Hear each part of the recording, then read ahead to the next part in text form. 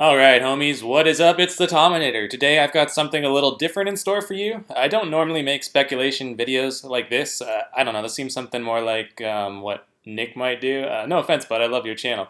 But I searched his vids and Louis Marcos just to make sure, I'm not inadvertently copying anybody here, but I don't think so. So, haha, these Arnold name-dropping views are mine, all mine. And yes, so the question of the day is, how many Olympia titles could Arnold Schwarzenegger have won had he never ventured off into Hollywood? Because as many of you probably already know, Arnold passed up a good 5 or 6 years of his prime to pursue the whole acting thing. And sure, it ended up paying off for him big time, but the one downside is that we never got to see him truly maximize his potential as a pro bodybuilder. I mean, hell, he was only 33 when he retired in 1980, and this is still younger than Ronnie Coleman when he won his first Sandow. And let's not forget, he skipped the latter half of the 70s after winning it for the sixth time in 1975, so yeah, Arnold could have surely racked up at least a couple more victories had he stuck around. Now, before we get any further, I want to point out I'm not an Arnold fanboy, okay? Most of you who've watched some of my videos probably already know that. I've been known to criticize him quite heavily at times in the past, and he's not even among my personal top 5 favorites. I know, blasphemy, right? So, yeah, needless to say, this isn't some sort of wish fulfillment type fantasy or anything. I'm not trying to promote Arnold or, just be another one of these people constantly touting all his virtues and stuff. I just think it's genuinely fascinating to consider how many Olympias Arnold could have realistically ended up collecting had he never gone off to become a movie star. And, let's just come out and say it. I don't see anybody able to beat him, at least until Samir Bannout came along in 1983. Okay?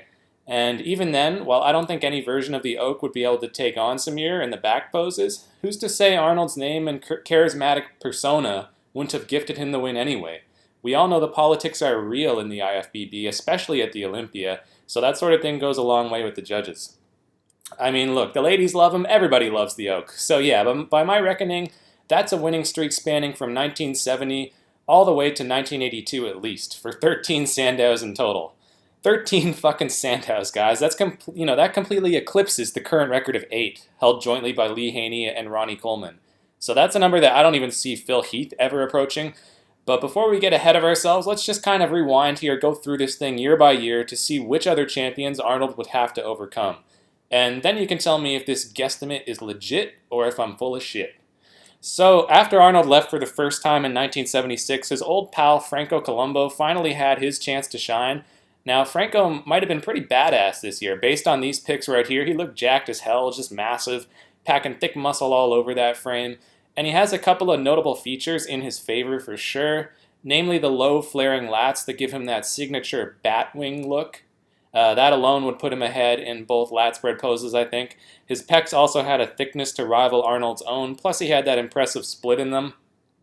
Not saying he's going to take the side chest necessarily, but it is close.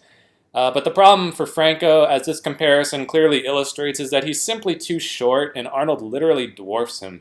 So overall, I just don't see Franco beating him. He just gets overshadowed, and that's probably why he was never able to defeat his longtime friend in any competition. So despite how impressive Franco looked this year, with all his extra height and bigger arms and superior posing, I just don't see Arnold losing this one. Then we move on to 1977. This was when Frank Zane began his 3-year run, and we can't write him off completely because, after all, he is one of only 3 men to ever defeat the Oak in official competition. The other notable person being the myth Sergio Oliva. So Zane had already proven he could best Arnold before, so we shouldn't underestimate him. But then again, that was almost 10 years earlier, back in 1968 at the Mr. Universe. So you can see a young Arnold there in the background looking buttery smooth, so it's no wonder. But frankly, despite his amazing aesthetics and iconic posing, I don't see the slighter Zane overcoming Arnold when both men are in their physical primes. Arnold would just wipe the floor with him size-wise, so as long as he could come in reasonably well-defined, these last 3 years of the 70s would be automatic wins for him in my book. So already, I think it's a safe bet that Arnold could have owned the entire decade of the 70s, and we already know he came back and got it done in 1980 as well. And this was a highly controversial decision, and most people agree that Arnold didn't deserve this one. Many would even claim that this was the worst screwjob in Olympia history. I don't know if I'd go quite that far personally, but yes, it's true, Arnold wasn't at his best, and he shouldn't have won. So he was a bit down in size, especially in the legs, and his conditioning wasn't spot on either. Most people claim Mike Menser to his left there should have taken this one. But I'm not here to talk about that today. The point is, he did win, so there's another victory. So we're already up to 11 now, and keep in mind, had Arnold not taken off the previous 4 years, it's unlikely he would have faded to this extent. I think it's reasonable to assume that the Arnold we saw in 1980 was, to put it kindly, a bit rusty. A shadow of his former self, you might say. But had he kept competing the entire time, this probably wouldn't have been the case. Either way, even if Arnold showed up the next 2 years looking just as disappointing as 1980, I don't see a very poor version of Franco in 81 or a 1982 Chris Dickerson taking him out.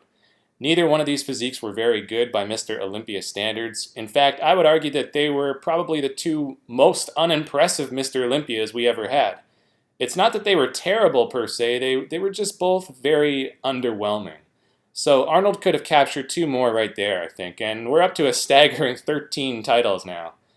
But now we get to 1983, and as I already mentioned, I think this is where Arnold's reign of terror ends. I mean, look at that back, son. There's just no way he could stand up to this.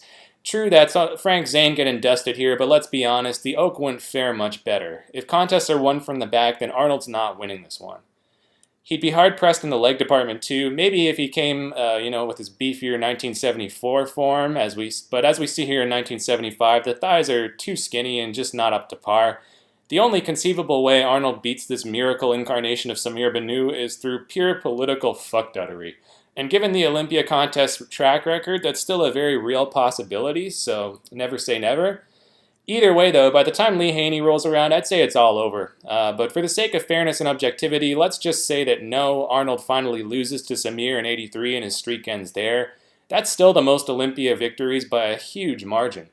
Of course, it goes without saying, but I am assuming that throughout these 13 years, Arnold remains healthy and doesn't suffer any major injuries like a torn muscle or anything like that would compromise the quality of his physique. So you gotta take everything I just said here with a grain of salt.